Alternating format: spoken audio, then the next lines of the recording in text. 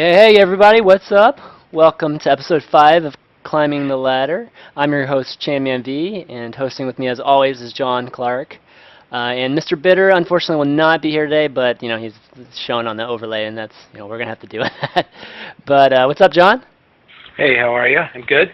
Awesome. How are you? Good, good. Excited about today. Today we have two really great guests. First off, we have Mark Olivier. It's Prue, right? Prue? Yeah. AKA desRow. How's it going, Mark? All the way in It's going Korea? well.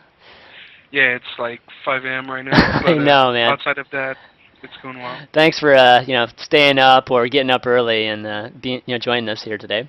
Yeah. Also, thanks for having me. Oh, yeah, no problem. Also, guest we have Curt Carter, aka Keyhunt, biz dev director of Check 6 Gaming. What's up, Curt? What's up? I'm just glad that it's not 3 a.m. or 5 a.m. where I am. I'm really, really glad. Yeah, I am too. Actually, I'd probably still be awake because I'm a crazy night owl. So, but yeah, guys, viewers, thanks for joining us. I know you guys that are probably been watching a bunch of Diablo 3 marathons. So, I definitely appreciate you guys joining us during your Diablo 3 break, and hopefully finding out a few things and joining us in some discussions we're going to be doing today.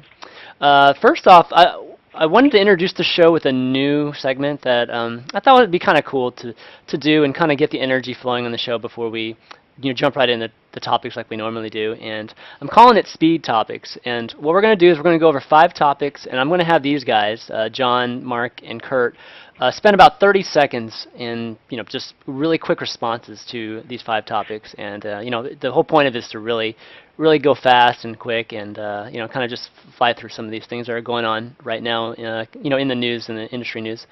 So why don't we start it off? First topic will be Diablo 3. All right, Curt, you're up. Diablo 3, Yep. I don't know enough about it. I can be completely honest with you. I was not an RTS player myself. I played FPS mostly. Right. What I can say is that, look at the numbers. As of right now, there's 32,000 people on Twitch watching it, I think, something like that. Of course, 10,000 of those are Day 9 guys. But yeah, so really, really big stuff. Hopefully it can stay consistent is my only thing. It might just be, burn out within a few weeks. Right. Mark, what about you? Well, it's a really good game. I played Diablo 2 a lot. I wish I could be playing Diablo 3 right now, but there's a Code qualifier in like 15 days. As for the game, I don't see how it's fun to watch someone get some loot and grind some monsters, but hopefully it fades out, as long as people are having fun. All right, John? I think initially it's just about people, sharing the fact that they've got D3 and that they're excited to play it, but I think you won't see any of this in a couple of weeks. Personally, I don't really care yet until it affects me as far as an esport goes. So right. All right. It's for me, it's just kind of cool to at least have the whole community join in on a game, like even if it's just like one day out of a few days out of the year. So kind of cool that way. All right. Next up, we got MLG news, and in particular, let's talk about the Kespa partnership. All right, John, you're up. It's a wait and see right now. Obviously, some rumors swirling around about what that partnership means and whatnot. I think it's a wait and see. Personally, I think it's more hype than anything, so we'll see. All right, Mark? Well, I think it's good that even though it sounds like a lot of hype, I think it's good because previously Kespa wasn't doing anything with the foreign community in Brood War, so showing that they're open-minded and that they want to do something is good, I think. Yep. Cool. Curt? I think it's absolutely amazing news. I'm one of the people that I like to applaud MLG and what they're doing right and bitch at them and what they're doing wrong. And I think they're doing this right. I think this was a good call. Glad they were able to do it. I do, however, worry about the exclusivity problem of it. You've heard some people say that it's exclusive to MLG. I'm not sure if that's just for now or if that'll change later, but that could really be a problem in the future. Yep. Agreed. I'm probably a little bit there with John. Kind of wait and see thing. I'm still, I think it's awesome that they're partnering and Kespa's open to partnerships, but I still wonder how that's going to help grow StarCraft esports in the U.S. All right, next topic, GESL and the whole Destiny thing. Curt, Why don't you start us off? This one's a doozy, buddy. This one's a doozy. Yeah. So here's my sort of, I guess, short-winded opinion. I find it good that the community is standing up for what they think's right, whatever that may be. I do like that. However, we get to a point where it's a little bit too much pitchforking there. When you contact a sponsor immediately just because someone is casting the event, it's a little reserved for me. I don't quite get it. That being said, I'm not going to complain the people that did it, because in the end, I'm not the one that's offended by it. I know that people that are offended by it have a lot more problems with it. So okay, Mark.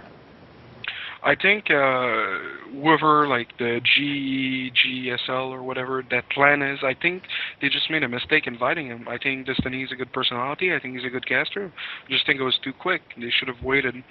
Like any organization that wants to have Destiny as part of their product needs to wait at least like 6 months for this to go off into the sunset. Like, people will forget. That's how StarCraft 2 is.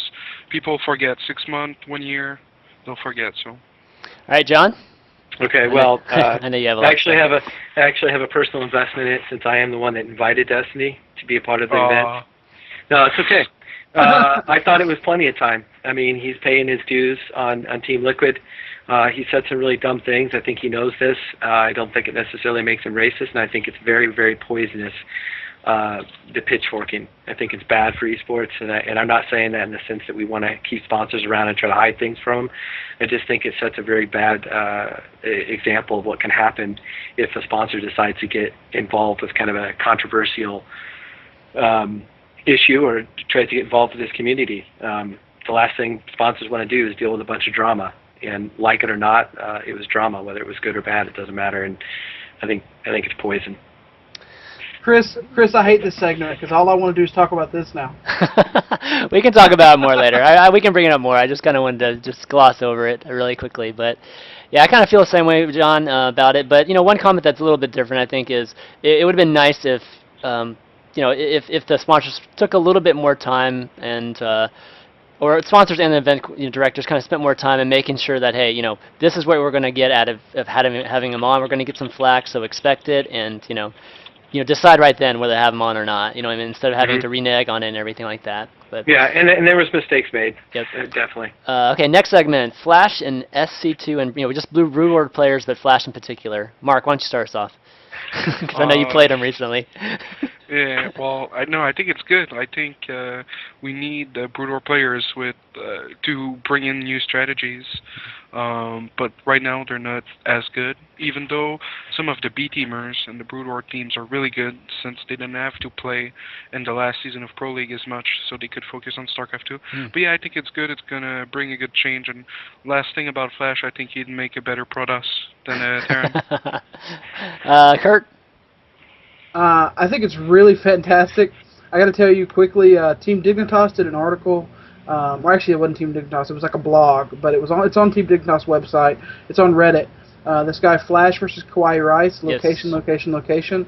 Really interesting article that talked about the Flash versus Kawhi Rice replay, and it just shows just how unbelievably smart these players are. Even if their mechanics are completely different and they're not used to certain units, they're not used to this, they're not used to that, doesn't matter. It's just he's just unbelievably smart at games like these. So it's going to be amazing.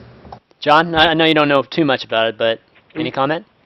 Well, as far as it might affect me or the larger scope of esports, I think it's good. It brings in new blood, and that's definitely something StarCraft 2 needs right now. There's a lot of new blood, and if it brings in some hype and it brings in people's interest, then I think it's a really good thing. Awesome. Yeah, for me, it's like, I'm just glad that the fragmentation is starting to, consolidate into one game. It's looking like finally StarCraft 2, and hopefully, moving forward, there's not going to be, fragmentation every time we come out with a new release of StarCraft. So yeah, seeing Flash, Bisu, Jaedong, all those guys, I can't wait to see them and see if they can maintain that crazy high level in StarCraft 2. All right, last topic, guys. The Blizzard changed shared replays and starting games off replays. Curt, what do you think? Fantastic. Mark? You're talking about if someone disconnects, right? Someone disconnects, and I'm not. I mean, is it just disconnecting, or is it? Can you actually play off any point in a replay? Oh, I mean, yeah, they have to do something like that just because they're too stubborn to give out land. So it's good. It's good for the scene. Yeah, I was actually curious, for you in particular, whether it's good for practicing. I don't think. No, I don't think so. Okay, John, any comment? I think it's good. I mean, this is stuff that's been in other game titles for a long time, and it's definitely something that could be used for good things in StarCraft 2. Yeah, shared replay is definitely great for casting and even shows like my shows. So I think it's awesome, and I actually think the starting games off replays is going to be great for a practice tool. I mean, we'll see, but I've always thought that a lot of issues that we have here in NA are just late game kind of practice. So now that we can just save our 20 minutes and practice late game, now I think that's kind of neat. But we'll kind of see how that goes. All right, guys. Well, I think that was.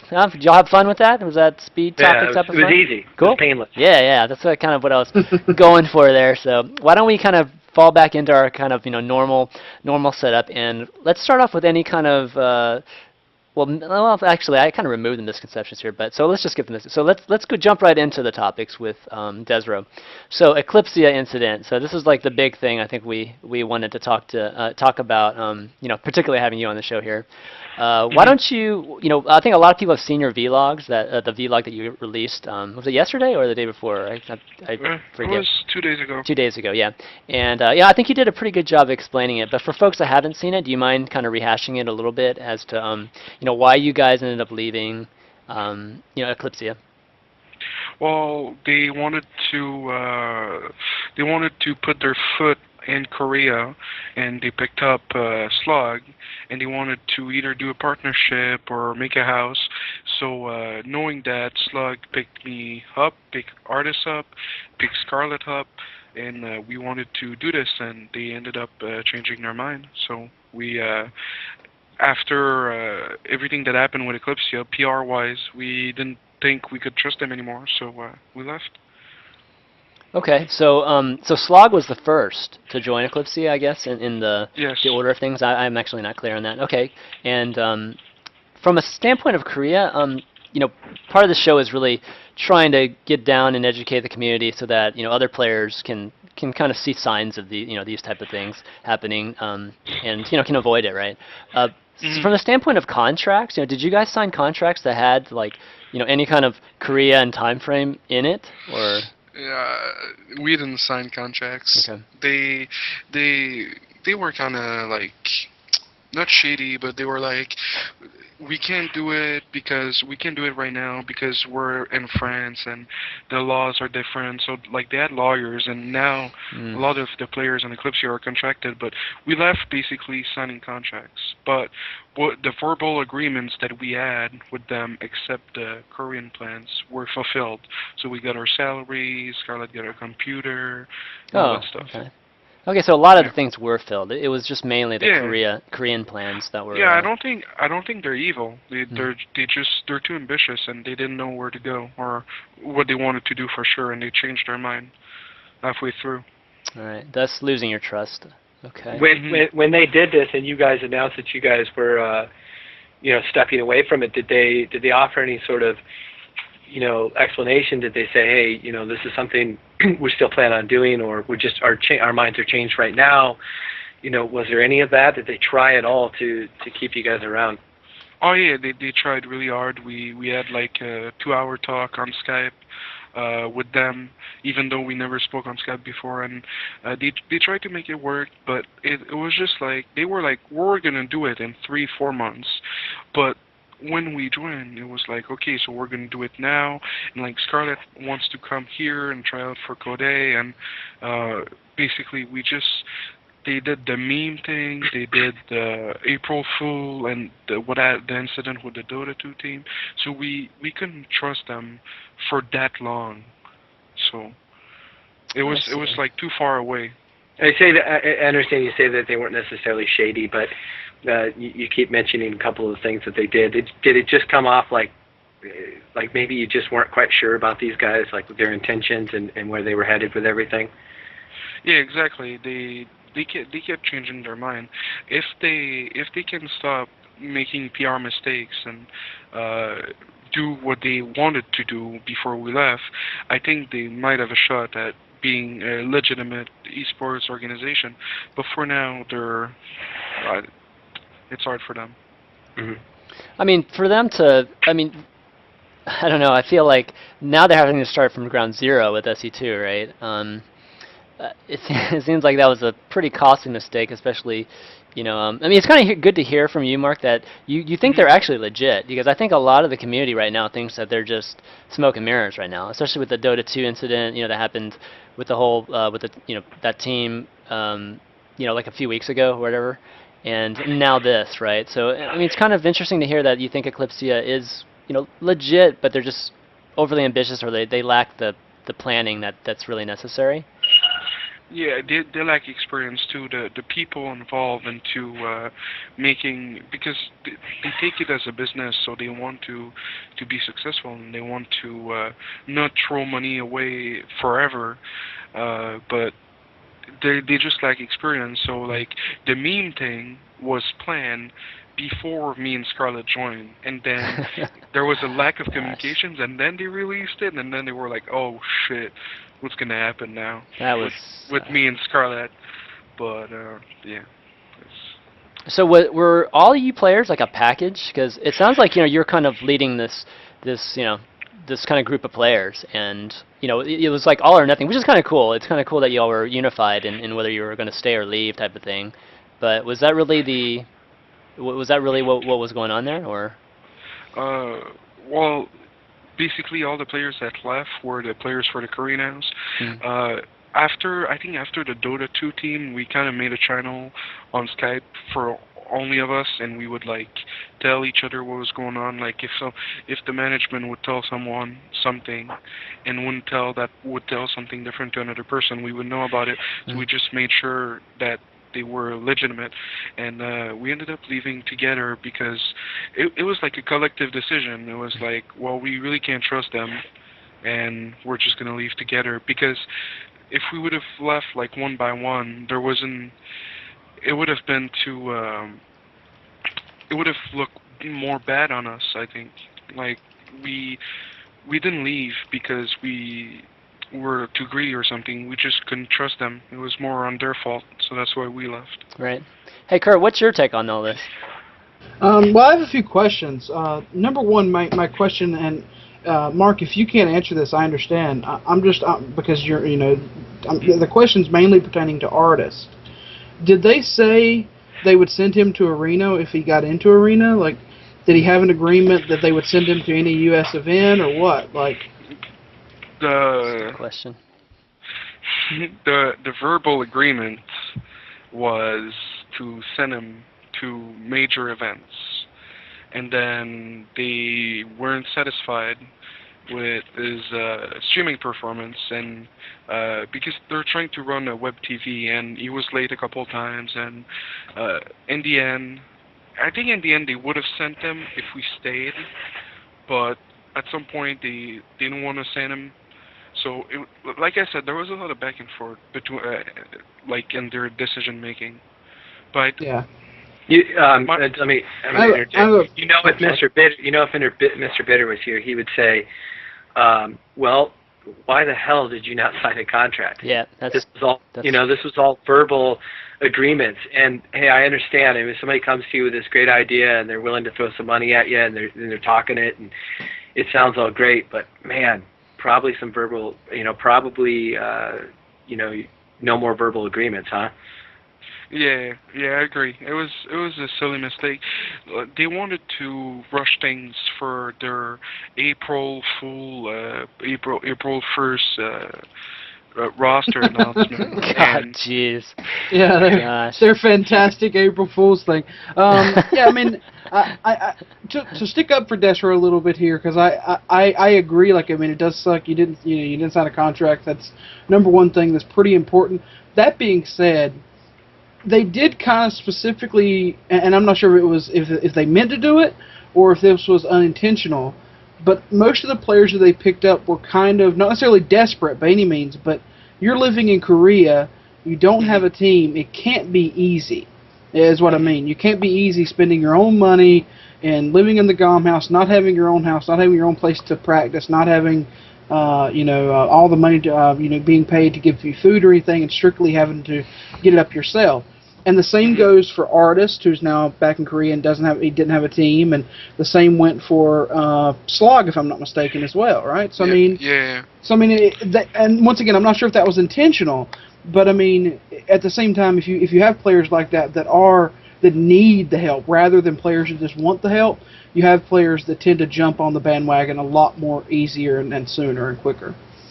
So. Yeah, well, you could also say we were a bit naive and we should have pushed the issue about the contracts before even joining. But yeah, you have a really good point, and I think that's one of the main reasons we joined without hesitating, sort of. Yeah, it's kind of it's kind of a shame that you have to be like that, but one of the things about our community is that we have to be we have to become more professional, right? And being more professional is also being more cautious about these type of things, because having this happen is I mean, nobody gains from this, right? It's a little embarrassing for everybody, right, in this scenario. Yeah. So for players and team and everything. Yeah. So to avoid it, it's we have to just be more cautious about everything, and hopefully people take that can learn from that with y'all's experience. And I just want to make my opinion known, and I don't mind doing it. Is I think it's completely wrong.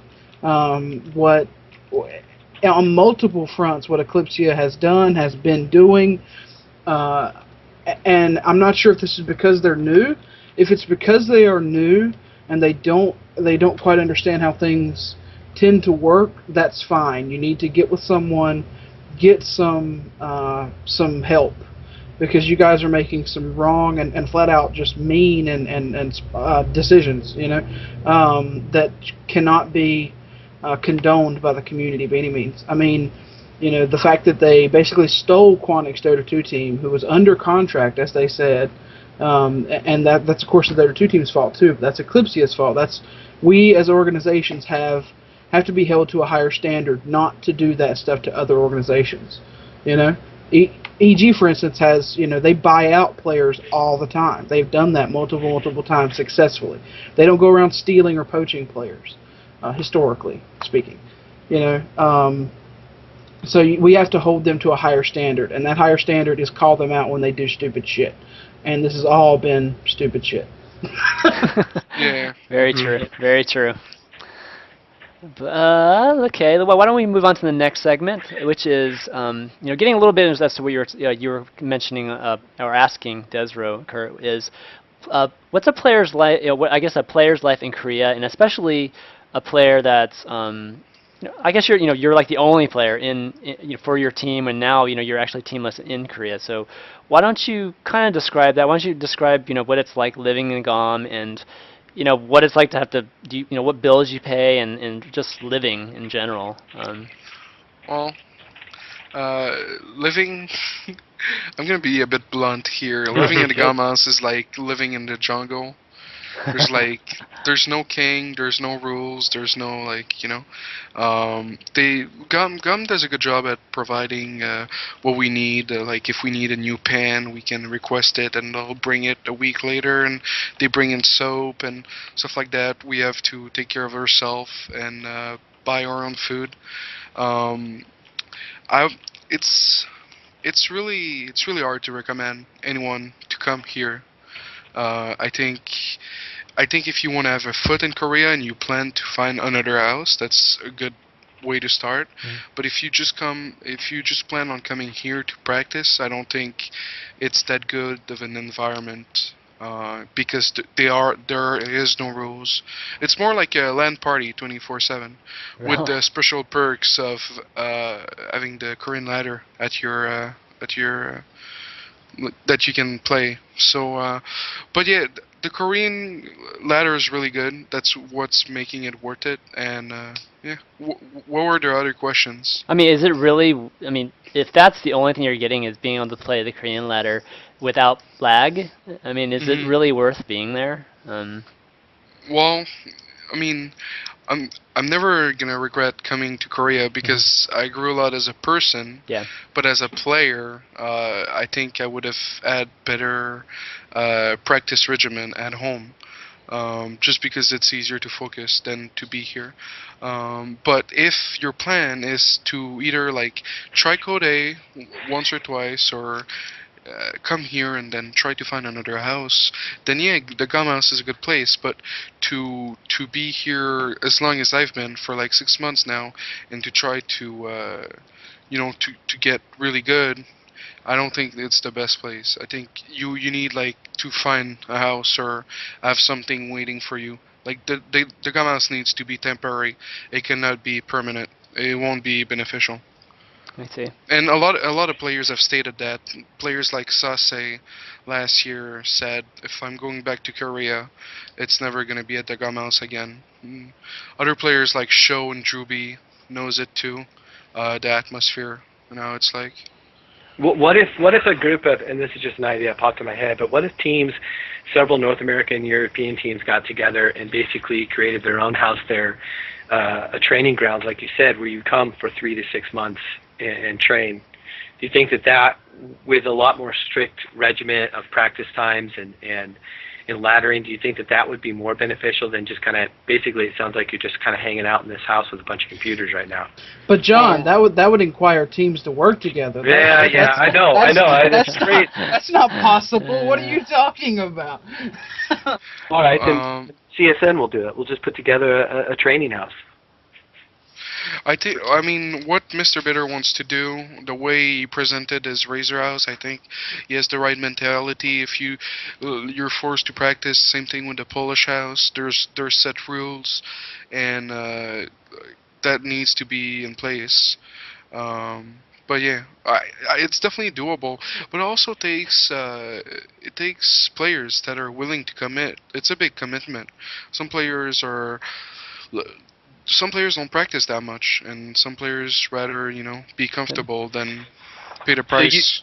So you would need someone there that would basically be like a real coach. I mean, it just baffles my mind that they talk about all these teams and, you're a team and you practice, but it doesn't. I played on plenty of sports teams, and right now there's very few teams. I mean, we had Machine on the show, and he basically said there's no requirement to practice at the EG house, and I'm thinking, how is this a team? How is this sports related in any way? It just baffles me. Well, I don't want to take a jab at EG, but it's more like their house sounds more like a PR kind of tool. I think even they would admit that. Yeah, they would. I think they would. I think Machine even said that it's more about doing the interviews and stuff, which is fine. Central hub kind of thing. It's not necessarily meant to be like a team house in that aspect. But a lot of houses are like that too. So yeah, I'm sure they are. But here's desRow. He's a committed player, and he wants to dedicate it to improving. And he has to go all the way over to Korea basically to stay in a house with some computers, and that's pretty much it, just so he can play on the Korean ladder. But I think what it really sums up to is that quote unquote going to Korea is not enough. I mean you actually no, I can hear you actually. Can you guys hear John? Yeah. Okay. Sorry about that. Yeah, that's okay. I just if it's going to be a team and they're going to do it serious, I mean, guys like desRow need a place to do that, and you need a coach there, somebody that will push you guys to like a real team. And you also need good players and hardworking players. Mm-hmm. I mean, in my opinion, and this is just my opinion, it would be a little hard to, in just my opinion, to take all foreign players, put them in a house with a coach, and then force them to play sort of Korean style and expect them to get 20 times better in a short amount of time. What if you had some Koreans there? What if you had some Korean players? Yeah, there you go. Like in my opinion, you need to kind of balance it out too. I mean, some Korean players especially Korean players who have done it before. Which is most a lot of that have been in, whether it be the Slayer's house or the Startail house or whatever. I think it will work without the Koreans, but the two problems are the ego and the ethic, the work ethic of the foreign players. That's like one big thing. The ego will clash. People won't want to practice together, and then the work ethic of some of the players.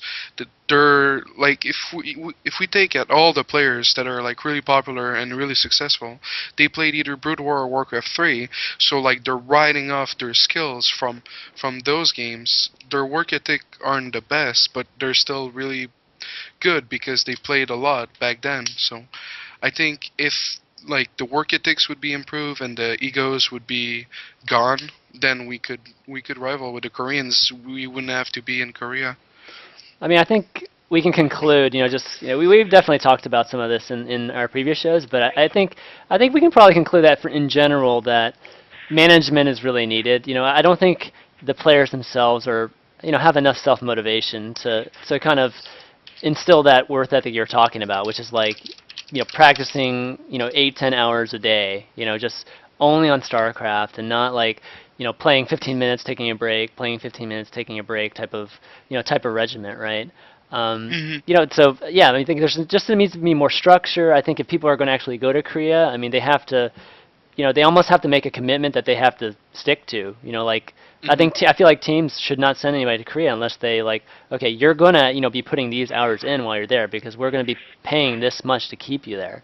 So I feel like it's everybody, it's the team's responsibility too to really. Well, I keep bringing up what CSN did with Violet. I mean, Yeah. it's a perfect example. Perfect example. If you, and we didn't have. It's not like Andrew was in the house cracking the whip for him to do this, but like desRow was saying, if you have dedicated players that want to improve and that want to get better, that are in a situation where like, okay, this is what I'm going to do, and if I'm going to do it, I'm going to be dedicated to doing it. Andrew didn't have to crack the whip Right. because that is something that Violet wanted, but he provided an opportunity for him to do so, and then made sure that that's what he was doing. I mean, made sure that he was streaming and that he was getting replays and helping him do that. And then it's basically at that point up to Violet whether or not he wanted to improve or not, and we see the results of that. I mean, but you picked. But here's the. Oh, sorry. I was just gonna say you picked a good guy in Violet. I mean that's not common. You know what I Got mean? lucky But, there. yeah, I mean Violet is, Yeah. is like the perfect I guy just want to to, get. yeah, I I mean, just want to point that out. Point out sort of the team's aspect things though is that we have to find, and by we I mean all teams for that matter, have to find a sort of perfect, almost to the point of non-existent balance between a player that wants to work hard and is dedicated and plays a lot and is willing to show up and stuff like that. And Check Six, I think, has been very lucky with some of our players. With that being said, we have to find a balance between all of that, and then players that are also doing well enough that it matters to the team. We have the players that actually get that PR for us, that actually get the name out there, and actually do well in tournaments. I think Check Six at least is just beginning to get there. Where we have a balance of players, but it's also incredibly hard for new teams, especially. Finding a balance and actually being able to afford them because they're very expensive nowadays. Right. No, we're definitely going to be getting to that, Curt, in a couple of topics here. But kind of segmenting into the next one, desRow. So I know you made the decision to come back to Canada, and Well, kind of talk to me a little bit about that because you did say that you did try to maybe work out some deals with some of the other houses to maybe stay there, just to be able to stay in Korea. Tell me about like what kinds of scenarios that would entail, given that you're teamless now. I mean, what kind of deals do like other teams and houses make with like standalone players? I mean, it's the same thing. Like, I won't say the exact numbers, but Quintic pays a specific amount to start out for both Naniwa and Sase, and you can go up to those teams and be like, well, maybe I'm not as skilled as Naniwa or Sase, so I'm going to pay you 200, 300, 400, $500 more, and then the teams.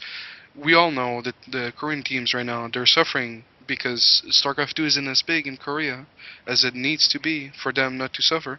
So they're going to consider it and then take you in.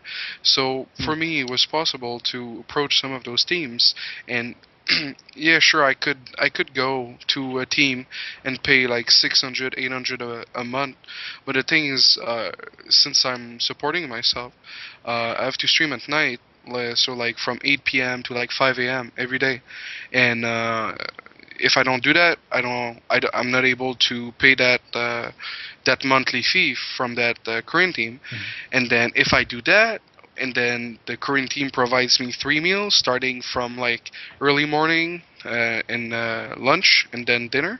I can only catch dinner when I wake up, and then I have to pay for my food on top of already paying for it, even though I'm not eating it. So it's Yeah. like, for me, it's a shitty process. If you have a team that's willing to, like Quantic or like Complexity with TriMaster, if you have a team that's gonna pay the fee for you to stay there, then yeah, it's easy peasy. But if you're gonna support yourself into coming to Korea, it's it's really complicated, and you have to be ready to foot the bill. Right.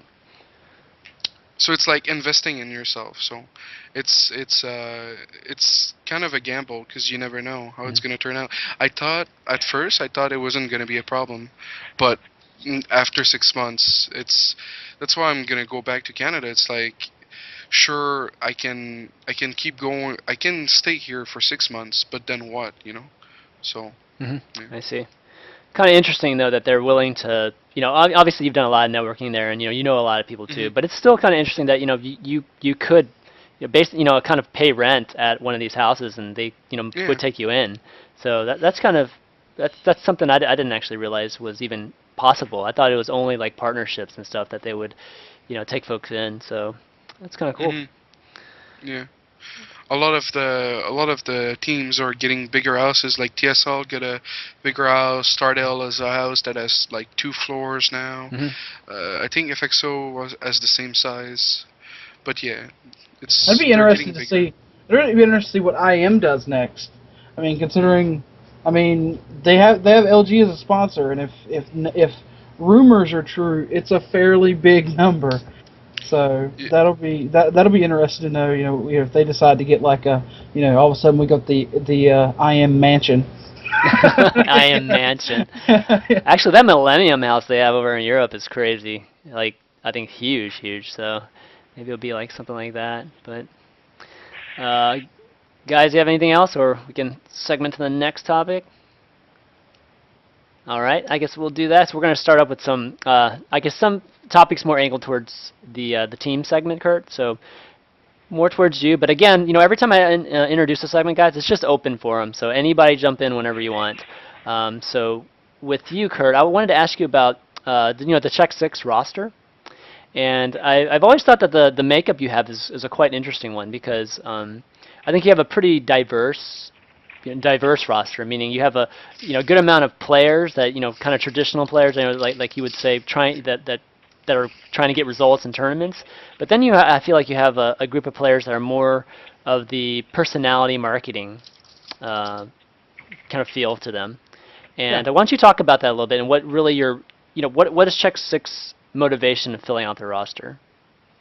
I mean, it's a lot like what I talked about before. Is Mm-hmm. we have to find the perfect, almost non-existent balance between as Reddit would call us, a all diamond player team, and a pro team that we're spending tons of money that we don't have, and sending ourselves into debt. We have to find a perfect balance between that. Mm-hmm. And we have to also figure out a way to have the numbers. We have amazing up-and-coming players that I could not talk to you enough about how hard they work and how awesome they are and how great results they've done. McKinjon, Mystic, Perfect, Suppy, Jimmy, all of them there, they do bring absolutely amazing results. But I can guarantee 80% of the chat don't know who they are, right now. Yep. And that's sad in this community. It really is. It's sad. And you have people like CSN, doing amazing work, trying to get players that are a little bit less known, into these events and stuff like that. And it's like I said, it sucks the fact that they aren't as known, and because they do some really great results, but they haven't just quite hit that quote unquote tier yet. You know, either they can't stream, so they can't make themselves known, or they just haven't, beat the right player yet. I mean, you have, players like Mystic who've been to MLG, and, he took out the Muslim and TT1, and, I mean, really, really good players. And you have Jimmy, who's been to, like, every MLG event since the dawn of time, dawn of SC2 time, at least, and done consistently well. It's very, very, similar to that. But then we also have to find a way to bring the numbers, and those players, as of right now, don't bring the numbers. They don't bring the numbers game. We don't have, unfortunately, however, Mystic, McKinnon, they don't bring the Twitch numbers and the numbers to the website and the Facebook hits and stuff like that. So we also had to find a balance of players that we still respect as players. Like Max's Black, for instance, who we got a bit of a flack for from the competitive community. I still personally respect him a lot as a player because he works harder than almost any competitive player I know. Like that guy works his ass off, and by work I mean he does his YouTube stuff. He's got 4 different channels he's supporting. He streams. I think this month alone he streamed like 268 hours. Or something like that. He's wow, he's like the 4th streamer who streamed the most hours, and he's played like so many games of StarCraft just so he can get better. I mean, he's worked his ass off, so we respect that, and he also brings the amazing numbers. I mean, he brings an amazing fan following that is now a fan following of Check 6 because of that. So we had to find that balance, and I know that was a very long-winded answer, but it's kind of hard to explain. I see. So talk about picking up Sleep and what it's meant for you guys. Sleep was really the next big progression for us. We knew that we needed a player to bring a little bit more to the roster that brought a little bit more of the star power, but also brought a lot more of the skill that people at least immediately recognize. We actually got the idea from CSN, to be completely honest, the Violet idea. We knew we had an opportunity to bring a player over to the U.S. Rather than keep one in Korea and bring him to U.S. events, because that's very expensive. That's the thing about Check 6 is that we don't live without outside our means too much. We make sure that everything that we try to do is somewhat budgeted, that we know that we can continue to do that while we look for sponsors and build a relationship.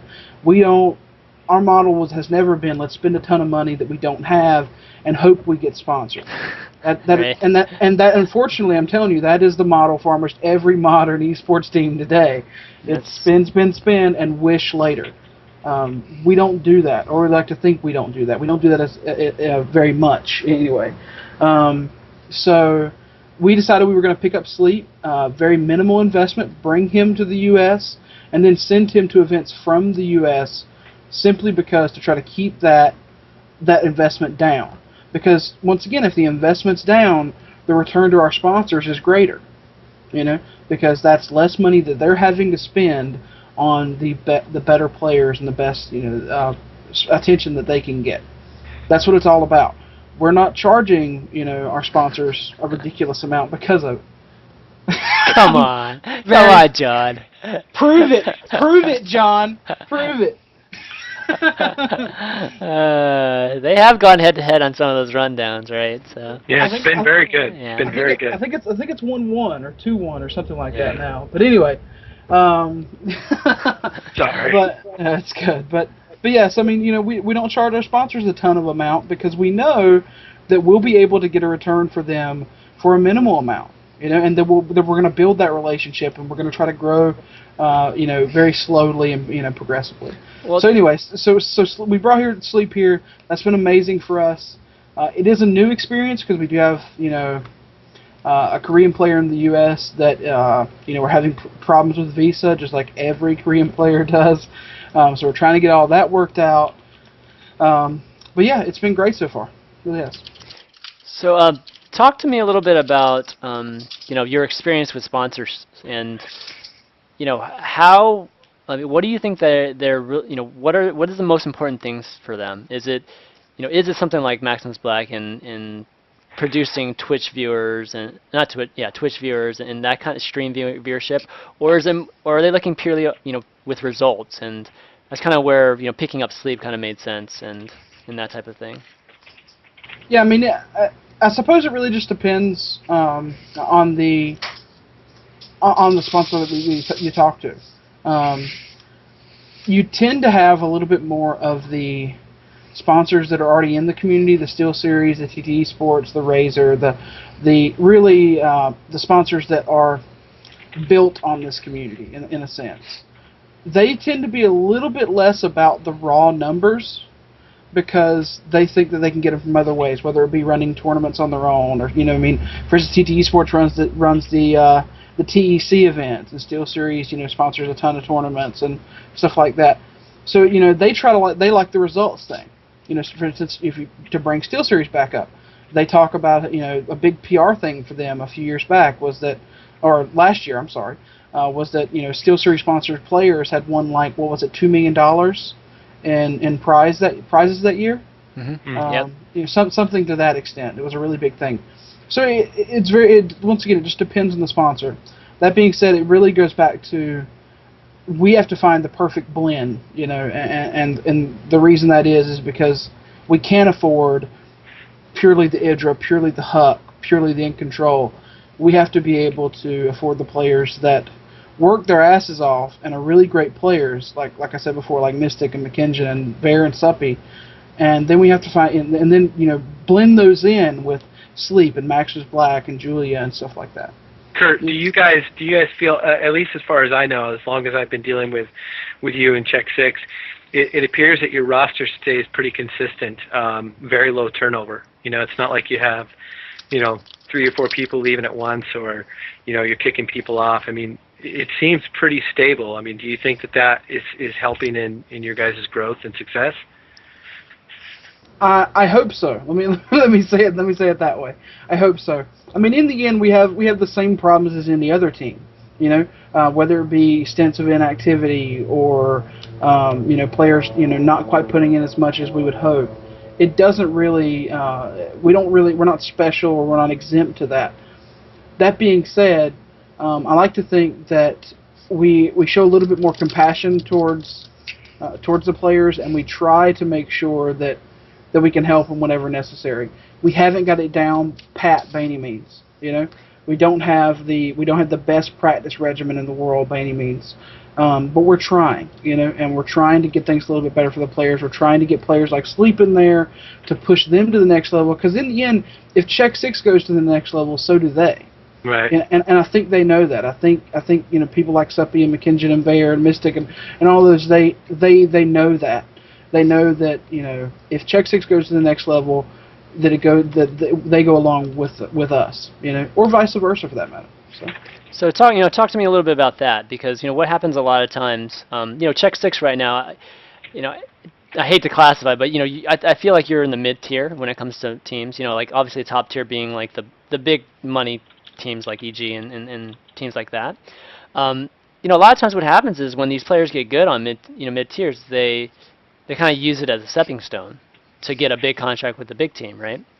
Yeah. Tell me what kind of things that Check 6 does to prevent that, or to, or to encourage their players not to do that, or what kind of impression that you're making right now on the players so that they are loyal to you guys.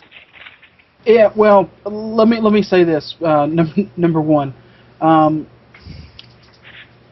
working with players for as long as I have, it's hard to say that players in the end are any player you can make 100% loyal.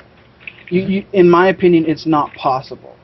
It's not necessarily all about money. I think we can definitely do things to make things better, to make sure that they want to stay and want to work with us. But in the end, if EG comes in and offers them, I'm not saying this is that they have or will by any means, but if EG comes in and offers them a ridiculous amount of money, they're not staying, and we're not going to throw ourselves in debt to try to save them,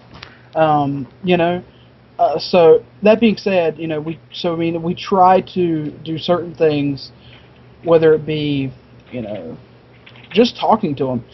A lot of things I've realized about other teams is that they don't really talk to a bunch of the players on the team, especially some of the upper management.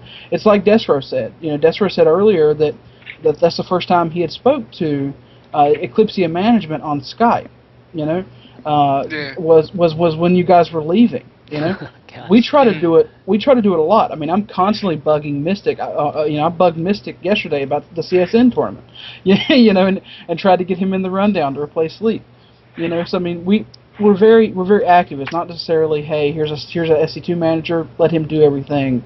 We'll worry about anything, which can be a detriment too. I mean, don't get me wrong. I micromanage everything, which is that's better than completely hands off. Yeah, I like to think so. desRow, what are your thoughts on this? I think you guys are doing really well. Like Chick 6, you guys are doing fantastic in ESCA. I just think the way the scene works right now, it's really hard for American teams to be like, if you're not gonna stream, and even if you are, you have to be featured. It's extremely hard to have good publicity for your players. I think like you take MLG for example, the arena. If you look at the qualified players for America, it's like 7 Koreans out of 8 players. And then if you look at MLG Championship, they're not gonna cast your game until you make it to top 16. Like someone like last year, someone like Polt made it to top 16, didn't get a single game casted. So yeah, I mean, very true. If you take players like Imkinjin and Mystic, I know they're good, Perfect too. They're really good, but they don't have a fan base, they don't have publicity, and then it's extremely hard. If you take casters like Day9, Husky, they're only casting games from like popular players, and trying to get them to cast a good game is like winning at the slot machines at the casino. So do you think this is a problem of the organizations? I mean, I do personally. I think it's a problem of the organizations. It seems to be this top-down mentality. Like we're going to find these stars, or so and so just happened to jump into the limelight, so we're going to run with it. We're going to hype these stars, and it's really they're only hyping the same 10 people every freaking time. Yeah, it really is. It's sad. And here's my thing. And I like to, like I said before in the cast. Oh God, what is he showing now? That's going on Reddit. That's why we got both of you on the show right now. Going on Reddit. But no, so I mean that's one thing, man. Is with MLG, I like to bitch about the things they've done wrong, and I like to compliment them on things they've done right. And this arena so far, the second arena has done really well. They've really now. Don't get me wrong. Of course, like desRow pointed out, there are 7 Koreans out of 8 American slots, which is funny enough. But that being said, it was a completely open qualifier.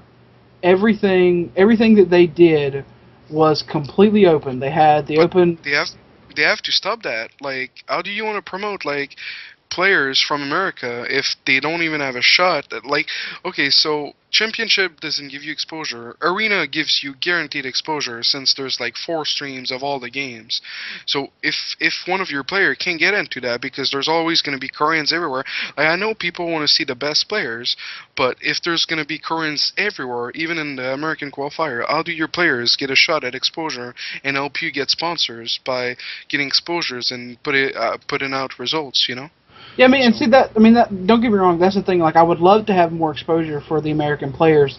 That being said, forcing them to have only American players in the American qualifier might be hard and almost pushing it, because in the end, like, I mean, every player that qualified in the American qualifier played in the American qualifier because they were in America at the time, if I'm not mistaken. I mean, Mook's in America, Sleep's in America, Violet was in America.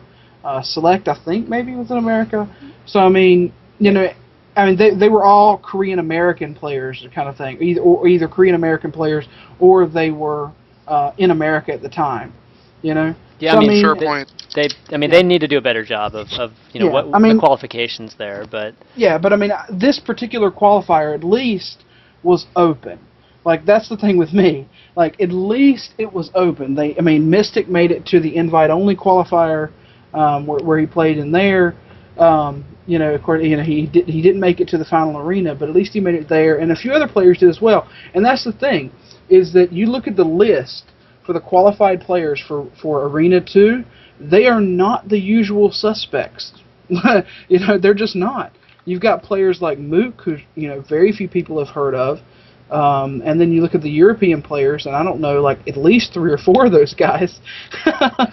They're all really good too. Yeah, and they're all great, and they're all great players. That's the thing, So I mean, it's one of those things where I applaud them for at least having it open for right now. Now, later on down the line, I would love to see them figure out some way to make it a little more open, especially at events. Like desRow said, I want to talk on this real quick. I know I'm probably eating up time, but like desRow was saying, for the main events, like the spring championships, it is almost impossible for me to improve the return on the investment that I'm spending by sending players to championship events. That I can assure you. Like, we have sent, I'm just guesstimating here, let's say over all events and all players, we've sent, let's say, 70 players to events through 2010, 2011, and 2012. Probably maybe a little bit less. Let's go 50. Okay? Because we've had, for instance, Anaheim, we're going to have 8 players there. We'll have 8 players there. And then for Columbus, we had, I think, like 5, So, I mean, we've sent a lot of players to events. And we've had 2 make it on stream. 2. And that includes the beta streams at the time. We've had two people make it on stream. That's it. And I mean, Jimmy's made it, like, I think he made 17th, and he still didn't get streamed. And don't get me wrong, I don't fully blame MLG for this, but I do want to prove that it's a problem. It's getting to the point where it is hard for a team like Czech 6 and a team like even Quantic, for that matter, who have some of the players that are top, but not all their players are top. They're going to have more problem now. They've got players like State on the team who are underrated. So I mean, I just want to prove a point there that we had Julia get streamed, in MLG Providence, and we had Shadow, who made it on the main stage in the event before that to play Thorzane, and that's it. What's sad about that is that when I played, just as a nobody in Orlando, I got streamed twice on beta. So that just tells you, like, a complete luck nobody got streamed more than established team. That's just ridiculous. And once again, I want to point out the fact that I don't blame MLG completely for this. I'm just saying that they do. It proves that there is a problem that they do have to look at fixing eventually, or teams like Czech 6 are just going to stop sending players to MLG. Like, we're going to figure out some way to get our investment elsewhere, whether it be IPL, where, in my opinion, they did a better job of at least showcasing players. Curt, the thing is that MLG doesn't see it as a problem. Yeah, they've never been this way. You look at the way they handled Halo for 6 years or so. That this is just the way they do things. They're never going to put in their time and effort into showcasing from the bottom up. John, trust me though. Like, I understand and I agree with you, but they're at least getting better. Yeah, they are. In my opinion, they're getting better. Yeah, so I'm not going to lay into them while they're at least trying to get better. Because right. I mean, in the end, you look at Anaheim for us. Anaheim has been amazing for us. We're sending 8 players, but we're really only sending like 2. Right. Because the rest of them qualified to the Blizzard qualifier, where they're paying for everything, and they also do a great job of making sure that we know everything. I have gotten, I would say, 30 emails from MLG over the past just week, because they update us with absolutely everything that our players are doing. They know my contact, and they email me immediately whenever they contact our players. They've been doing this for a long time, and they're very, very good at it. There's no doubt about that. And they'll continue to be good. And I guess what you're saying, and somebody in the chat mentioned, well, why do you keep, if you want to get streamed and you want to get noticed, why do you send, half-assed players? And I don't think that's a good way of looking at it. But I want to answer Adabisi here too, because Adabisi directly in the chat had IPL4 do a better job. IPL4 had, and it could have been completely luck, But the games that they showed, because of the fact that they were playing Korean players and really tough players so early on in the bracket, if someone was to beat someone in IPL4, it was a much bigger thing. For instance, Sleep took out Hero, and he took out Rhett, and one of those games was streamed in the open bracket, and it was a much bigger thing because of that, because of the fact that they made sure that game was streamed, and they also had their live view cameras, which is a small thing. There wasn't a ton of people watching by any means, but at the very least, it was something that I can show, something that go, hey, he is on the stream, he's being interviewed, he's giving sponsor shout outs. It's very, it was very a different aspect, than MLG. MLG was very closed off usually. I mean, it's a tournament format issue, I think, is what we're talking about, especially between IPL and MLG. I mean, IPL was a 64-man, straight up double elimination tournament, and so they showed. There was only one bracket. There wasn't like pools and stuff like that, right?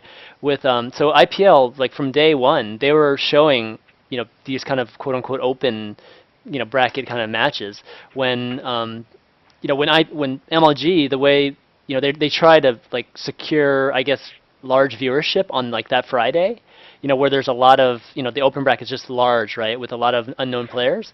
The way they try to, I think the way they try to solidify viewers is they have a pool. They have the whole pool with a lot of good players, right? And they just show them nonstop, right, to get through that first day. But for me, like a big issue with MLG, and I think they're doing great things too by helping you teams get players there. But my whole thing is on Saturday, there needs to be a lot more focus on the open bracket, because that's where all the compelling stories are, where people are playing for their tournament life. But they just keep showing pools. We keep seeing the same players for 2 straight days. You know what I mean? And that's like, and they're not even playing. They're in the tournament no matter what. I mean, and my opinion, my opinion is, I just want to know. I want to see some concrete evidence that people only want to watch the top players. Yeah, now, I agree. That being said, I mean, I understand the fact that people always want to watch someone that they know and they're associated with. That being said, MLG Providence at the time still had some of the biggest numbers, right? And the reason and they still, that first day, if you remember right, they only showed open bracket matches because there was no pool play. You remember that? And that was a much better event for us. For Check 6, that is. That was a much better event because we had Julia stream. Right. We had it was a lot more open. We knew about the open bracket. They were talking about the open bracket because there was no pool play. Yeah, that's what they were talking. They were talking constantly about updates. Hey, I mean, every time I hear day 9 say Check 6, I instantly I instantly go crazy. Right. It's like, hold on, he knows who we are. I mean, it's very similar to that aspect. You know what I'm saying? It's very hard when there is a pure pool play. And I want to mention real quick about IPL, they're actually talking about getting rid of pool play completely. We had David Ting on the Losers Bracket show that I do on Tuesday nights, and we had David Ting last week on, and he mentioned that they were fiddling around with the idea of completely getting rid of pool play. I don't know what that means exactly, but that's what they're saying. So. Well, and to bring up, not to bring up the Lone Star Clash again, but I think one of the main reasons that it was so successful in fact of viewers and people's interest was because it was just a double elimination bracket, and that was it. I mean, listen, I'm a fan of pool play, but there was something about that event in which you had 2 chances, and there was a good mix of really good players and players that maybe weren't so well known, that had an opportunity to be on stream and to be a part of something big that maybe they weren't used to. Yeah. I think that had a lot to do with it. And I gotta stop looking at chat, but I want to bring up something else for Adebisi, because I mean, he's smart. He's a smart guy, and I want to make sure he understands my entire point. Is that yes, the DreamHack format did get criticized for the lesser names. That being said, were those matches that they were getting criticized for, was that a lesser name playing a lesser name, or was that a lesser name playing a star player? And why are they a lesser name? Yeah, I mean, what makes them a lesser name? If it's a quote-unquote lesser name, they are a lesser name. I mean, they're a less popular name, right? If it's a quote-unquote lesser name playing a popular player, you'll see that start to balance out more. A lot like the Lone Star Clash. The Lone Star Clash had a ton of viewers watching. Still, when you had lesser-known players like Heaven's Light, I mean, Heaven's Light versus who was it that he played In that Control? got voted? No, Was it, I don't no, it was think it was it was in the it was the first day. Anyway, Heaven's Light got voted to be casted first. All right, because everybody was like, that's an up and coming player playing a much better player. It's very, very different when you have two lesser names playing each other rather than a lesser name and a popular player. That's why you have to be able to balance it out. Yeah, I mean, it's, one of the big things about DreamHack, we have to say too, is it did involve like a bigger name like Thorzane, but it's really the concept of the underdog winning the tournament or even doing well, right? That is a popular thing that I don't think a lot of the big organizations are really, really focused on or even take into serious consideration because it can generate a lot of viewership. Like let's just Lone Star comes up again, but Lone Star had a bunch of big names. But the thing I liked about Lone Star and what the Rosen brothers did is, I'm not sure if they meant for it in the beginning, but they had just enough. We're going to be kind of classifying like Koreans and that kind of thing. They had enough Korean players to validate the event, right? You didn't have to have like every single all the GSL champs and all them in the event. They just had enough, like Polt and who was it? It was Polt. Who else was there? That's a GSL champ at Lone Star. I can't remember. I know Polt was there. Sleep was there. Some of those guys. I don't know if they had any other really popular Korean there, but they had Heaven's Light there. They had Stefano there. White Rob was there. Grubby was there. I think it was a perfect mix. There was a lot of personality and a good amount of skill. But there was enough, like, there was actually a Korean presence there, so it validated. Same with DreamHack. DreamHack didn't have the whole slew of the Koreans there. They just had enough that it validated it, and then, in the end, Thorzane won that tournament over a Korean, and it was like, we saw that closing ceremony. It was, like, ridiculous, like, crazy awesome, right? Yeah, and, I mean, that's what we want at one of these yeah. MLGs, that's what we'd love to see that. But And that's the thing is that if MLG made a little bit more conscious effort, and MLG and IPO and anybody made a little bit more of a conscious effort to say, hey, this open bracket match is going on where not two lesser known players are playing each other, but a lesser known player that we know is good is playing someone that is awesome. For instance, like I said before, Mystic played DeMuslim last year. If that game would have been streamed where Mystic beat DeMuslim 2-0, people would have flipped out. Who's this Mystic kid? Well, oh my God, he's so good. Well, I mean, to that point though, Curt, it's like even if it's not shown, like a lot of these Scarlet, like people are referencing Scarlet in IPL. A lot of those Scarlet games were not shown, but it made a lot of news. So I mean, as a team, I think what do you do as a team whenever one of your team does have a big win? I mean, what do you do marketing wise? How do you really promote it? Try to get the most legs out of it. Yeah, unfortunately, that's something that we haven't perfected yet either. The thing is that we have to try to grow our own audience in an aspect, and that's what we try to do. With some of our more popular players, we try to do Facebook contests and Twitter giveaways and stuff like that to grow our following. That way, it gets out to more people. And we also have to make sure that we befriend some of the more popular places to get information too. In the end, this is a little bit of a political community, so you have to know. A little bit. So you have to know what who to talk to, how to talk to them, why to talk to them, where to talk to them. Reddit, for instance, they just don't like us. They're not a Check 6 fan. The majority of Reddit, and that's because the Max was Black thing and the Julia thing and stuff like that. And they ignore the fact that we've been sponsoring up and coming players for 2-3 years now, or coming on 2 years. They don't. I mean, they don't necessarily. They're not going to necessarily love you for that too. I mean, Reddit is just its own beast, right? I mean, it's hard to tell what Redditors like. I mean, I agree completely. But we have, so that's why you have to find a way to grow your own community rather than be dependent on, purely Team Liquid and purely Reddit. You have to grow your Facebook stuff. You have to grow your Twitter stuff and make sure that you can get it out there. Otherwise, and then your fans can start pushing for you. Right. So Mark, like desRow. What? What? No, but if you no. By the way, desRow's a good example of this too. By the way, because he has his own personal fan base. Whether he doesn't have to be on a team. Like he streamed for like 24 hours a day for a while there. Right. You grew your own fan base. So. I want to touch about Scarlet. I think like she's really good. I'm not gonna deny that. But like right after she beat was it Bumblebee? Yeah. Right after she beat Bumblebee, Oddbid makes an interview with her and puts it on Team Liquid. Now Yeah. there's two factors. She's a girl, and she just beat a Cody player. How many like would you see Oddbid going and interview M. Kinjin after beating the Muslim? No, you never see that. It's like people get opportunities sometimes, and those opportunities help them grow their fan base and their popularity.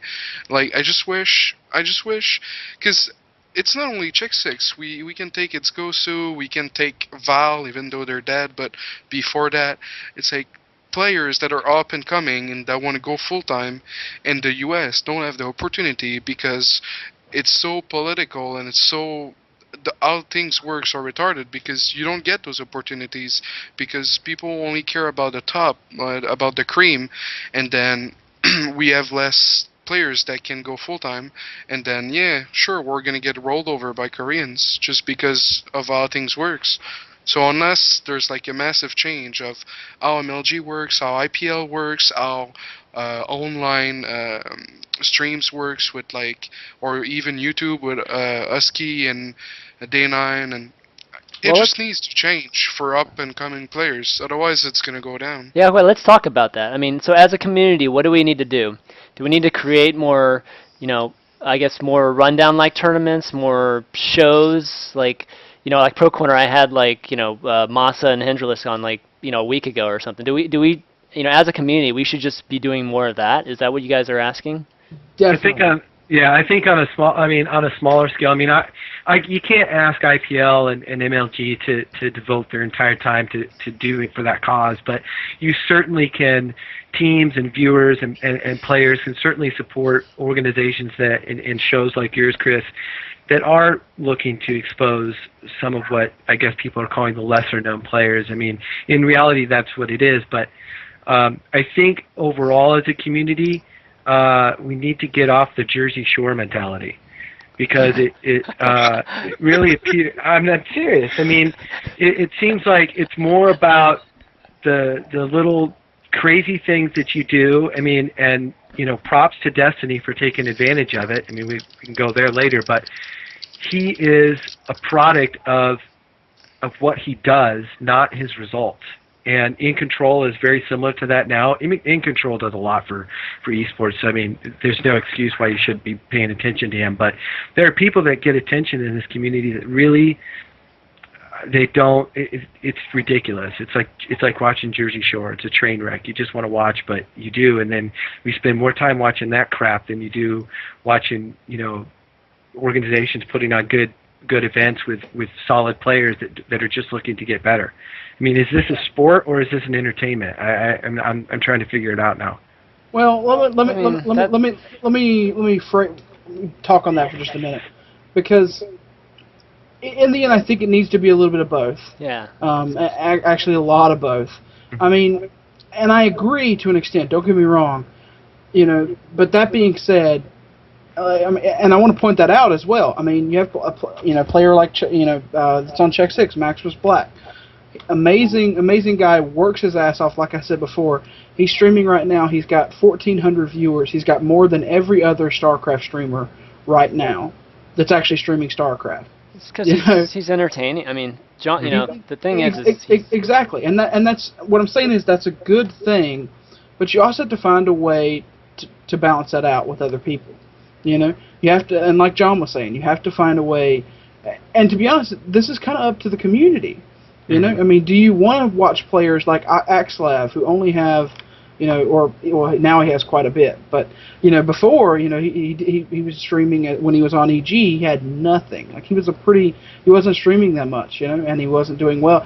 Minigun's got 277 viewers, and some of the really good players are streaming. Vibe was streaming earlier and stuff like that. Really amazing players that aren't getting that recognition. like John was saying. They're streaming D3 though, man. that don't count. Okay, yeah, that's a good good But- touche.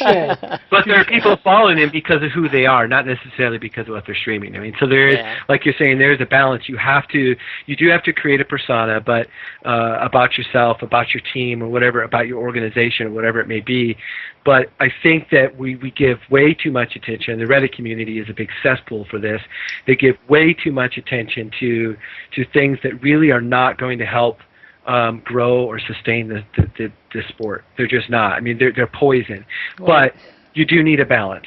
I mean, there does need to be some of that drama. There does need to be some of those things happening in the community to keep people kind of awake as to what's going on. But I would personally like to see it more be about the players, about the teams. Like, I want to hear about EG taking on Check 6 and something, and it not be about the antics of so-and-so and the antics of someone else. I want to see the teams battle out like it's a real sport. But that's just me as an organizer. I mean, that's what I'm looking for in esports. And we really need more events like Lone Star too, in my opinion. Like more events like Lone Star, the Gigabyte Land, more events like that are completely independently ran from MLG or IPL. I do think the invite is a little much. I do think now that those are beginning to be a thing, they do need to stop. They need to have some kind of open qualifier element.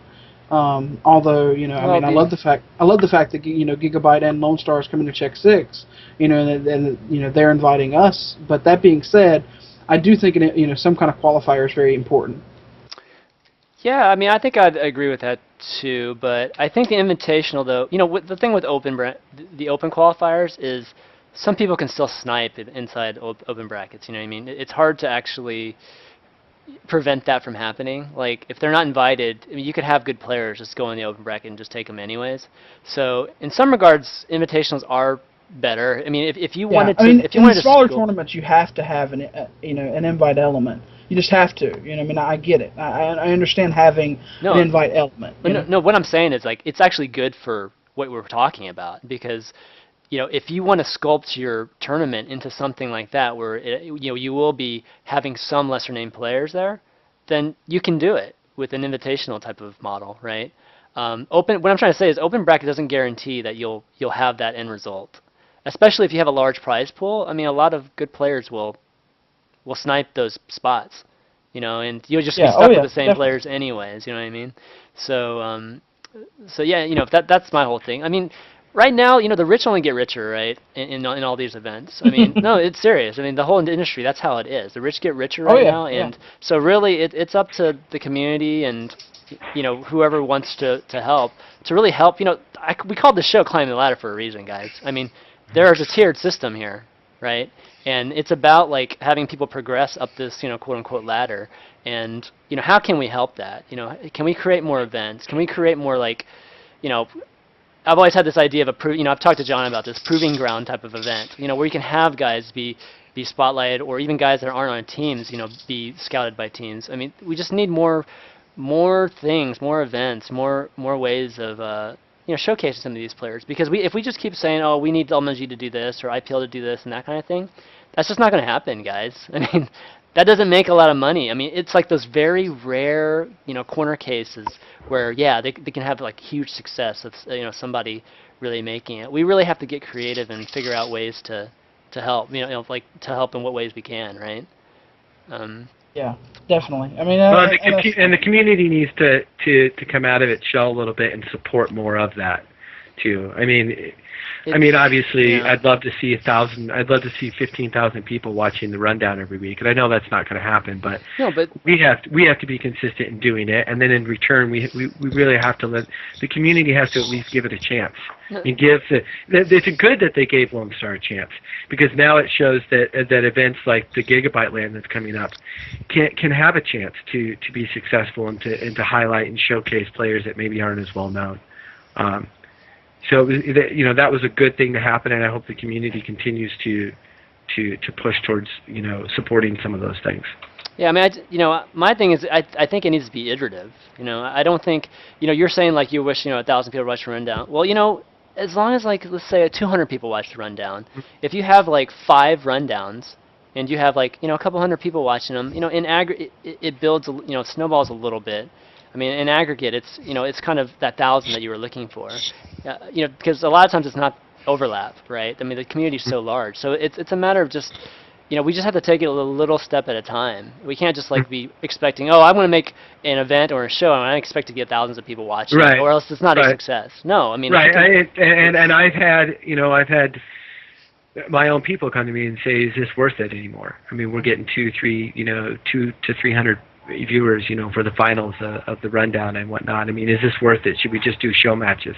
I mean, show matches are great, but for me, I'm going to stick with it. I'm going to stick it out. I mean, these teams deserve an opportunity. These players deserve the same chances that anyone else does, and if I can help make that happen, I will. And you're right. It's not.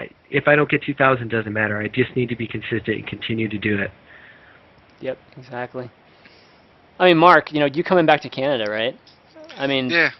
It's like talk to me about like what would you like to see? Would you just like to see more daily tournaments in NA? Would you like to see more opportunities to make a buck, to make a living, or I mean, what do you want to see as a player?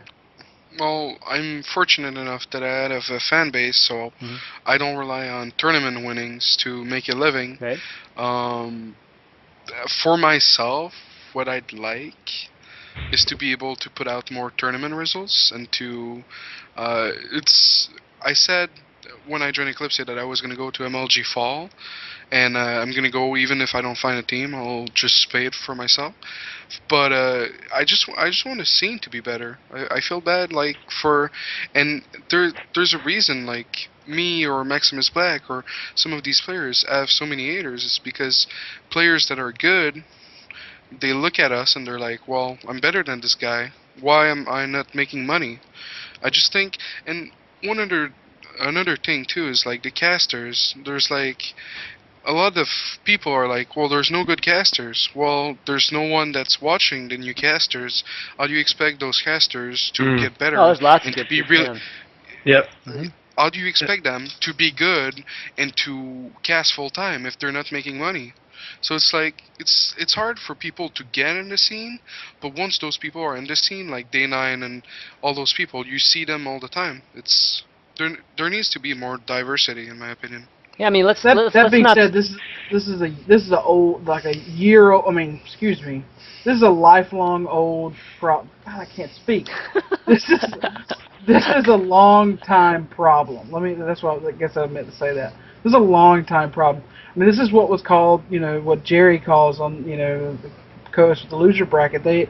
He calls the old guard, we had this in CS, which is where I came from. We had it in CS, and we still have it. Like, people don't realize just how many people that are really running the shows, and running a bunch of things have been around a lot longer than StarCraft 2 has. Yeah. I mean, pretty much everyone on EG. Pretty much everyone. John, you've been around for a long time. I mean, it's very, very, very, very similar in that aspect. We've all been around for a long time, so it's very hard to get in, like Mark was saying. So, and we've done a shitty job of finding a way for people like them to get in. I mean, very, very shitty job of just helping them out. Well, it's not supposed to be easy. I mean, like Mark here, he has his fan base.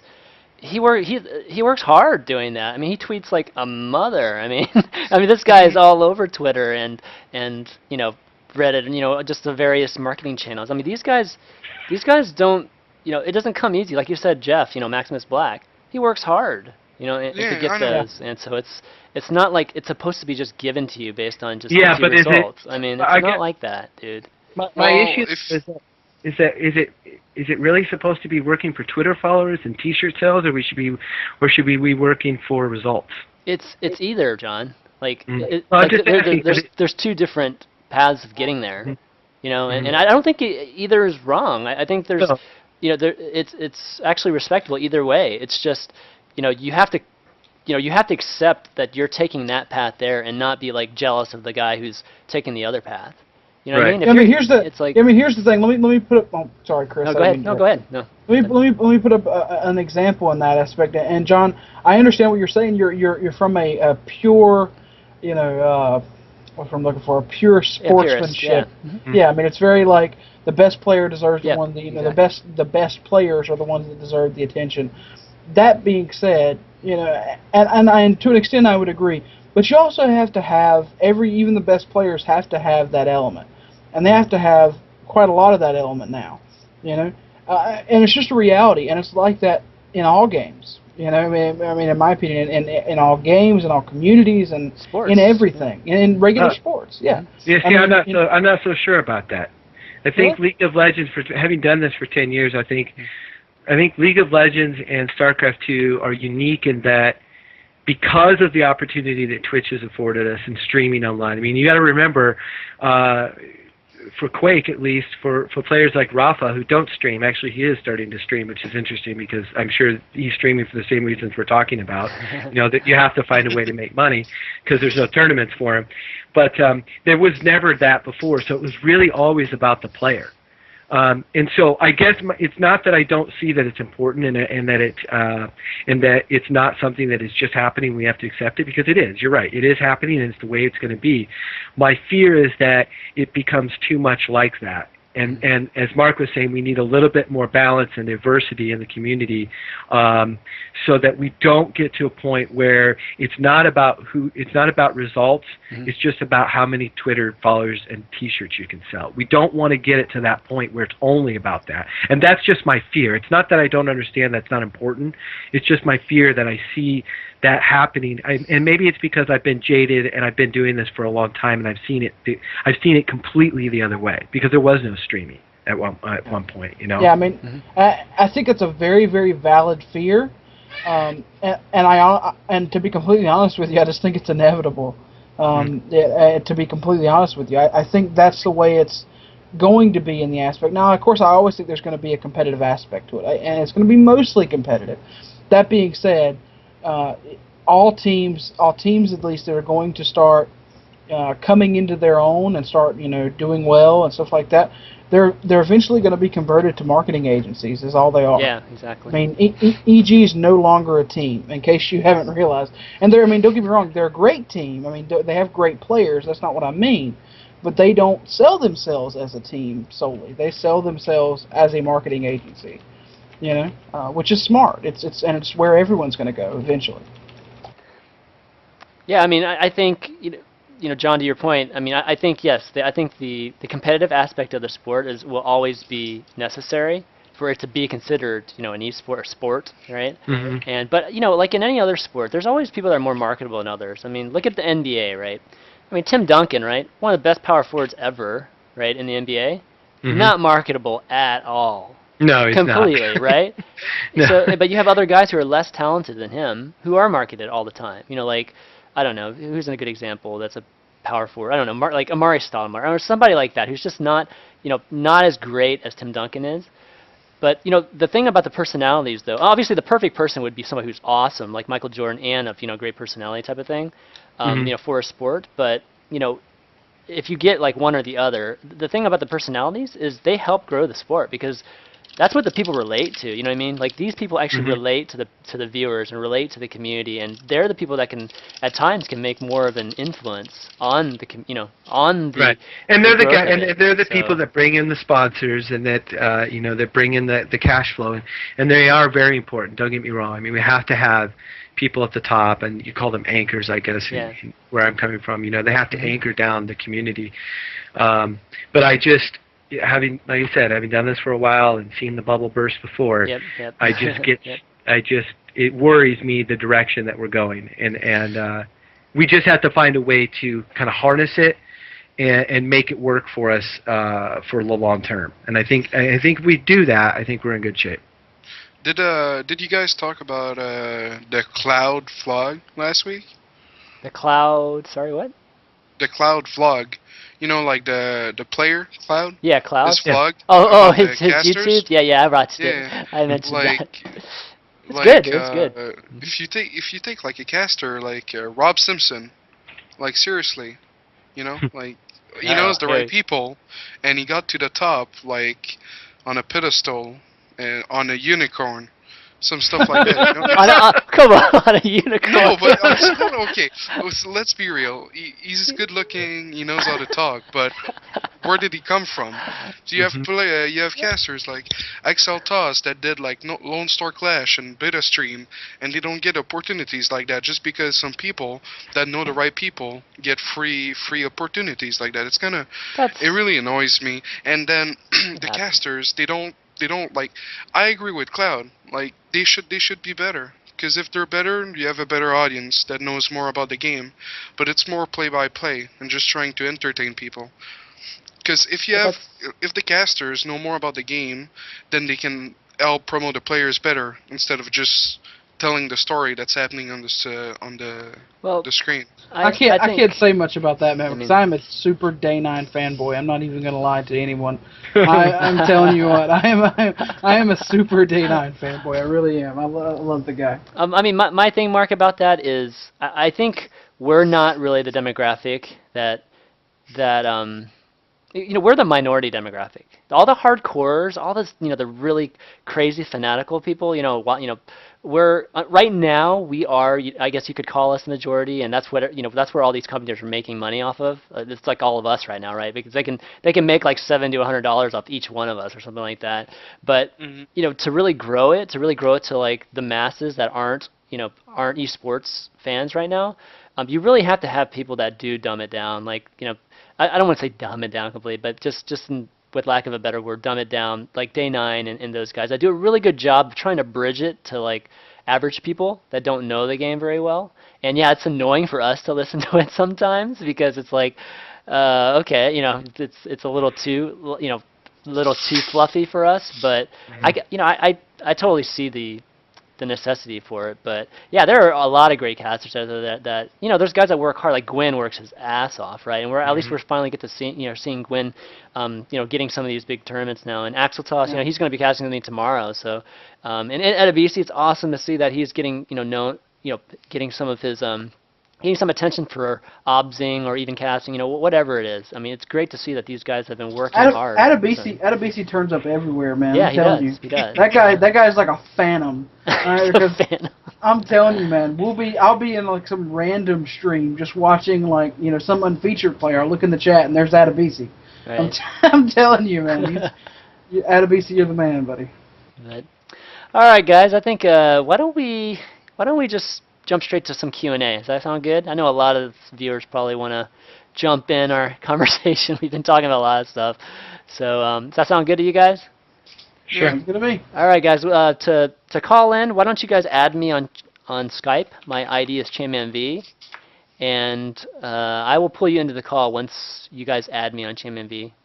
Yeah, Bitter's not here, unfortunately. I think he had a D3 event with NASL that he had to do. So unfortunately, we didn't have Ben today, but I'm sure you guys have a lot of questions.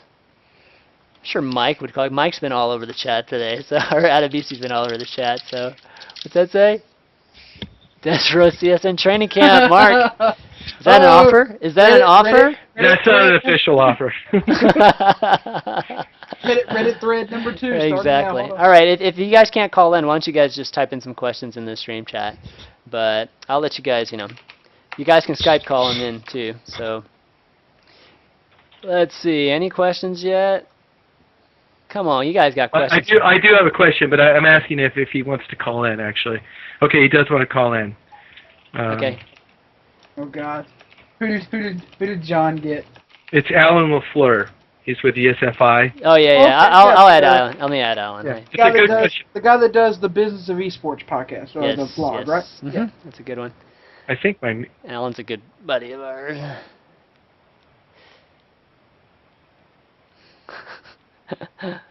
He's been like messaging me during the show the whole time. Oh, has he? Alan, what's up? Hey, how's it going? Good. You got questions for us? Yeah, I just want to bring up a point that if our viewership is all about having Koreans, then why is Esports Vision and hold on, I gotta mute the stream, it's bugging me. Why isn't Esports Vision and like the Korean Star League or whatever KSL is called, why don't they get better viewership? Because my point is, I feel like we have gone all in with Koreans, thinking that it's all about them for the viewership, when I don't think that's actually the case. No, I Boy, definitely that's a don't think big that's the case. No. If I expressed that that was the case, no. I didn't think that. No. I mean, I think in the end, I think what you're talking about is when John mentioned that you needed to, or then Chris mentioned that you needed to have Koreans to validate a tournament. My thing is I think you do need a balance of Koreans in that aspect, because I mean, in the end, like right now, they're some of the best players, and you need the results. That being said, if a foreign player does better than a Korean player, it is so much bigger, and it's a natural bias, I guess you could say. It's a lot like Scarlet, for instance. It's a lot like Scarlet, and Scarlet's a great player, but it's like Mark was saying, because of the natural bias between men versus women in this community, because a woman did extremely well, everyone flipped out. It's a very similar situation. If a foreign beats a Korean, it's a massive day. It's time to celebrate in the street. And that's why we need more opportunity for that to happen. Yeah. Agree completely. Yes. I mean, it's like really simple. We like to see our own win. I mean, it's like really, really simple. Americans want to see an American win, and that's going to be huge. Like Stefano? Yeah, like Stefano. Unfortunately, it's gotten so bad that we pretty much want to see any just foreigner win at this point. But in reality, everybody in the U.S., we're kind of snobs in that regard. We're used to sports where we're the best. I mean, that's what we're used to watching on TV, right? We're used to being the best, and unfortunately, I think some of these events have taken that to a further degree, which they feel like their events have to have the best players in the world. But unfortunately, the best players in the world are Koreans right now, and they're not, in StarCraft 2. Yeah, in StarCraft 2. So it's kind of poisoned the water a little bit. About KSL, they used to have amazing numbers, but they're kind of like really bad at marketing their tournament. Like the moment Caldor dropped casting KSL, they had like 300, 500 average viewers, and when Caldor was casting it, they had like 4,000 average viewers. So it comes down to the community picking the safe bet. They go for a caster that they know, Caldor, over getting to know some new caster that's casting KSL. It's still the same good games, but people will go for a caster they know.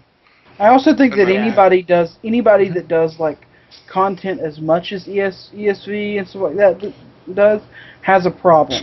I mean, IPL has a problem. They want to do this daily, cast where they're either rebroadcasting or broadcasting something new, and in my opinion, they've realized now that that's just not working. Because they get a decent amount of stream numbers, but not to the point where it really pays off. And they're not really growing. They're just sort of continuing at the same pace. I think that daily content thing is really a problem. That we have to fix. Yeah, but the thing with those organizations is, sometimes like they're looking at individual shows when really, I mean, they should just be looking at it like a body of work. Like they have like, this kind of network-ish type of feel to it. You can even talk about something like One More Gaming, right, with DJ Wee and those guys, right? They kind of have this group of shows now. So, I mean, having to really maximizing and rebroadcasting like a single entity right now. I don't know if it's doing the community a service or not. You know what I mean? There's just so much content. Yeah, there's just too much right now. It's like it's inundated with. It's crazy. Like if you look at the calendar right now. There is, but if you think about it, there was probably twice as much of that just 5 months ago. Really? I feel like there's like event-wise, or if you look at the calendar, I feel like it's crazy. I mean, it is crazy. There's no doubt about it. I was just talking to someone in chat about it. It is crazy, and everyone's vying for that. And it's not like everyone's vying for. I'm not competing against MLG. I mean, CSN's not competing against MLG, right. IPL. We're just doing our own thing, and there is so much content to choose from. So if we want to be successful, we got to continue to do it better. Find a way to draw more people in. But I don't know. I mean, it's not a bad thing that there's a lot of content. I mean, a lot of this is just, guys in the community that want to get involved. And so like, I'm going to run my own tournament and see how it goes. But I just for me, it just seems like at one point there was so much more, and right now I think it's just tapering off a little bit, but it's still a lot. There's no doubt about it. It's still saturated. Well, I mean, the overall, the community is kind of shrinking, right? Like every day, because it's just because StarCraft's been around. I mean, we need that Heart of the Swarm kind of injection into the community to really. You also need, and I want to bring this up really quickly too. You also need people that can do their job and do it well. Do you understand what I mean by that? Yep. So for instance, what I mean by that is there are tournaments that have came along, either one-off tournaments or big series tournaments or whatever, that get these sponsors that are great sponsors, whether it be Creative Sound Blaster or OCZ or whoever, and they go, hey, we're going to run a tournament. It does absolutely terrible because they didn't know what they were doing, or something to that extent, and then the sponsor then backs out. It happens quite a lot. It happens more, 10 times more now than it did in the past. A person or an organization or an entity gets something either by luck or by they had a good pitch or anything like that, and then when it comes to the actual execution, it didn't work out. You had a very similar circumstance, and I'm not calling anybody out by any means, but there was a problem at the Green Forest land this past weekend that we've heard. There were a bunch of problems there. An amazing sponsor in MSI. You had Day 9 there, which is huge. And then you hear there was all kinds of technical problems, which is it's bad for anyone. But that being said, that's not good when MSI invested as much as they did into that tournament. So did we answer your question, Alan? By the way. Yeah. Yeah. Sorry. I forgot he was here. I think we went on and ranted on. I apologize. No, that's the bad thing about having you and myself on the same show, Curt. Is that I will talk. We're long-winded and we can continue to talk. Yes. See, that's what this show's about, though. This show's about having like all of our offline conversations online. So, yeah, exactly. That's what so did we answer it though? I mean, that's a good question, and definitely something that we need to just kind of keep an eye on and see if that is the case. Is people wanting to only watch Koreans? But looking at the chat, it seems like I need to clarify why I think we've gone all in on Koreans. And the reason I think that is because look at IPL4. That had, my God, it was a huge concentration of Koreans. The GSTL and everything. Yeah. Oh my gosh. We talked to Curt how the numbers are bad. Mm-hmm. For a major tournament, the numbers were not good. So I feel like people just got disenchanted towards the end of it. Numbers were fantastic for League of Legends. Oh yeah, trust me. Right, Alan? I was watching that all weekend. Yeah. By the way, Alan's the League of Legends content director for ESFI. If you guys didn't know. But I'm gonna hang up now because I don't want to send you guys on another rant. So thank you for taking my question. All right, thanks, Alan, buddy. I'll go on one anyway. Exactly. All right, any more questions? Let's get a question for desRow, guys. I can't wait. What's going on, man? There should be like plenty of questions for you. There was one. There's a question for desRow. Somebody had asked if there was one experience that he could take from, if there's one thing he could take from his experience in Korea, what would it be? I mean, what's the one thing that your experience there has either taught you, something you've learned, something that's been interesting, something you didn't maybe know before that you're just like, wow, I didn't expect this? Well, there's way too many things to pick, but I think like one of the most awesome esports thing I've had to experience was the Brood War Pro League final. Yeah. Being in a stadium with 5,000 people and chanting for Flash to win his match, and for him to get crushed and then to cry for like 5 minutes afterwards because he wanted to carry his team. That was pretty cool. That's good. Yeah. That's good. You're talking about this past Pro League, right? Yeah. Yeah. That was pretty special, and it could be potentially the last one too. So it's cool. Very cool. Let's see. Who are you practicing with in Korea, desRow? Oh God. Well, I talked a lot with Major, and that's it. It's really hard to. Really? Yeah, it's really hard to. You need to know Koreans, and you just need to like talk to them all the time. And even if you talk to them, they're like they have a team, so they don't really want to practice with you. For like my last Code A, I played like 3 games, 3 practice games, just because I couldn't find anybody. So like if the Gunmouse would be packed, it'd be easy to have practice partners. But it's really empty right now, so yeah, major is So, the answer. so the Korean teams are very closed when it Yeah. comes to practice. Oh, okay. I didn't realize that it was quite like that. Yeah, because they have like internal rankings, plus they want to help each other on top of that to get better. Right. That's interesting. Let's see. Do we have? Someone asked in chat if why don't we see more teams act as a team on their streams, more like EG does sometimes when they show public, quote unquote, public training on their streams where players train together. Yeah, I agree. Chuck, you guys should be doing that, Kurt. I mean, yeah, but they don't have a house. You don't need a house. You have Skype. Yeah, I would understand that. You know, I would agree with Chris. I mean, we need to be doing that, and a lot of teams need to be doing that. Have Jeff lead the thing, like Maximus. I'm not joking. Yeah. No, I'm telling you, man.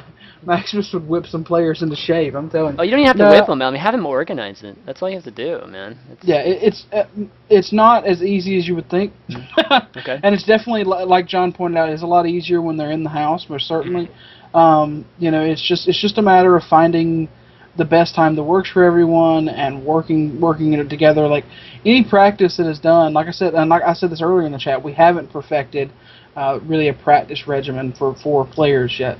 It's something that is a really big thing for us. It could start out. But it could start out really informal. It could be just 2 or 3 of you to begin with, and just pull in some friends from other teams too. I mean, that's the one great thing about North America. Now that I found out Koreans are really closed, is that North Americans are pretty open as to playing cross team. Like whenever In Control was kind of organizing those EG sessions, right, practice sessions.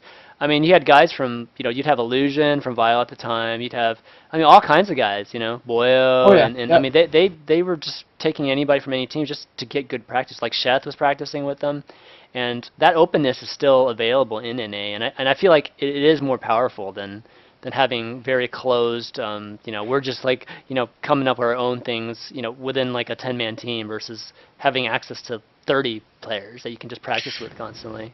So, some of the it's also a matter of... Oh, go ahead, Mark.